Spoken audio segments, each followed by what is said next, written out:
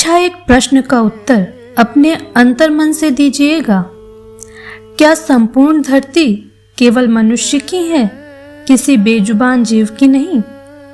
मनुष्य ने अपनी बौद्धिक क्षमता और विज्ञान के सहारे प्रकृति पर प्रभुत्व स्थापित करने का प्रयास किया है, लेकिन क्या यह धरती केवल मनुष्य की है? इस प्रश्न का उत्तर सहजता से नहीं में मिलता है। धरती पर जितने भी जीव जंतु, पेड़ पौधे, नदियां और पहाड़ हैं, वे सब प्रकृति के संतुलन के हिस्से हैं। मनुष्य अपनी सुविधा और लालच के कारण इसे केवल अपनी संपत्ति मानने की भूल करता है, जो न केवल अन्य जीवों के अस्तित्व के लिए संकट है, बल्कि उसके अपने जीवन के लिए भी संकट है। क्या कभी सोचा है कि ईश्वर मनुष्य के इस दोहरे रवैये से खुश होंगे? यदि ईश्वर ने संपूर्ण सृष्टि रची है, तो उन्होंने हर जीव जंतु को समान अधिकारों और भूमिकाओं के साथ बनाया है।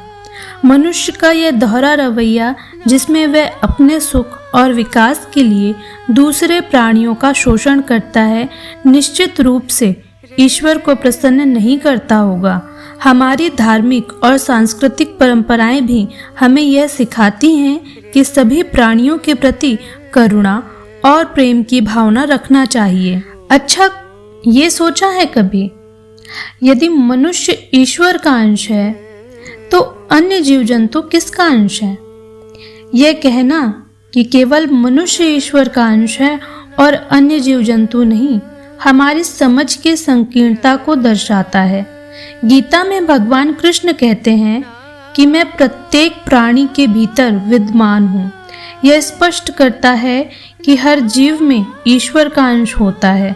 हर जीव जंतु प्रकृति का हिस्सा है और उनकी उत्पत्ति उसी दिव्य शक्ति से हुई है जिससे मनुष्य का अस्तित्व है।